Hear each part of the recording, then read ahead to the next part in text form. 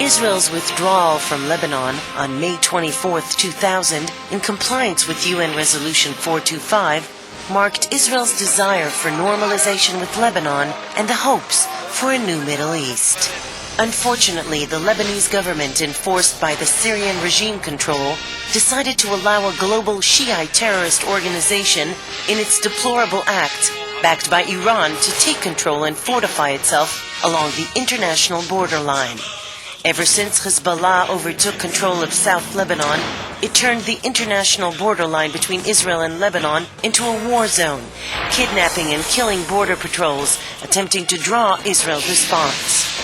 On July 12th, Hezbollah terrorists infiltrated into Israel territory and attacked 2 IDF armored jeeps patrolling the border with Lebanon, killing 3 soldiers and kidnapping 2. IDF ground forces entered Lebanon in the area of the attack. Simultaneously, Hezbollah initiated an onslaught of missile attacks throughout 1/3 of the length of Israel, of holy sites along the Sea of Galilee, and many more Jewish, Muslim, and Baha'i shrines, launching thousands of rockets, wounding and killing thousands of civilians. The Katyusha missiles land next to you, almost everywhere. It's like in the movies. The Katyusha flew over me. I thought it was a black dove. Suddenly I heard a shriek, and that was it. Whoever wants to stay alive should stay under shelter.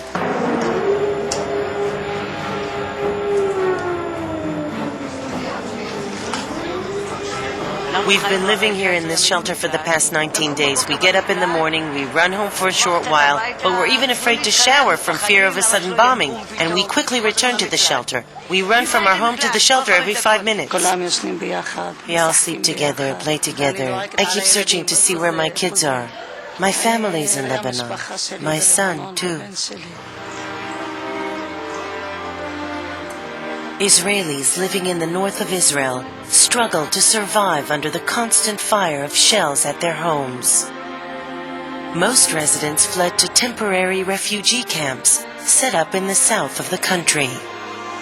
You sleep in a tent with 300 people, you feel like a refugee. Everyone here is a refugee. I am from Tiberias. I left Sderot due to the Qassam shells shot at us from Gaza. I didn't have the time to get organized, and suddenly a rain of Katyushas hit us. I said to myself, that's it. Tiberias is being hit.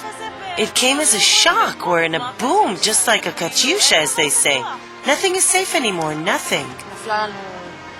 Katyusha landed in the middle of our street. I went into shock from the blast, the boom and the shriek. It was distressing. From that day onwards, I took off and came here.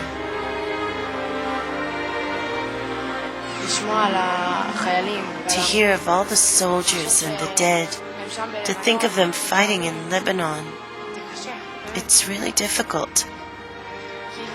To watch television and see them fight for our well-being. Haifa, Israel's 3rd largest city and a symbol to Arab-Israeli coexistence, was targeted for the first time, and citizens who never felt the threat of war suddenly found themselves under the line of fire, sharing the anxiety and fear of the missile attacks. I tuned the radio in order to listen to where the missiles landed. And then the missile hit me. What can I tell you? I was totally helpless. I never felt anything like that before. I was sure it was the end of the world, that I'd been there and come back. I always said it was 1 in a million chance for it to hit me. There are better chances winning the lottery, and then I was hit.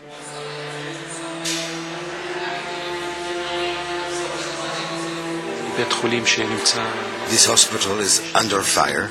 Russians, Arabs, Jews, Israelis, a very varied team of people. And the beauty of it, that we are all working together to serve the same purpose. The Katyusha rocket is fired at you. And you know, it lands on your father and your mother. And the whole state of Israel sits on your shoulder. Because we must put a stop to it. My feeling is like I am protecting my home.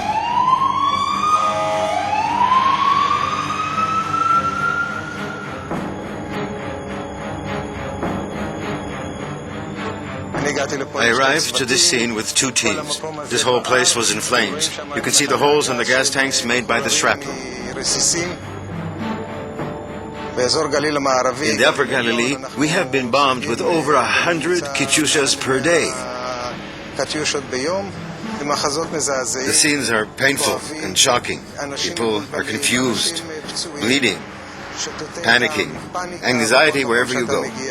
No one can say it's not frightening. The missiles they launch have no specific address. It does not differentiate a Jew from an Arab. It bombs the Jewish and the non-Jewish homes.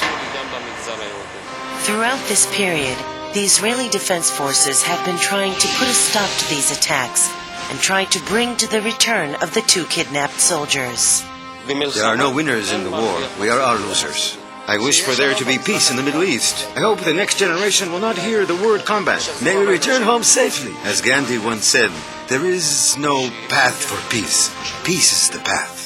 Israel was established as a pluralistic democratic state based on freedom, justice, and peace for all its citizens, irrespective of religion, race, or sex. Israelis today wish for an end to violence and call for a new Middle East free of terror and hostility.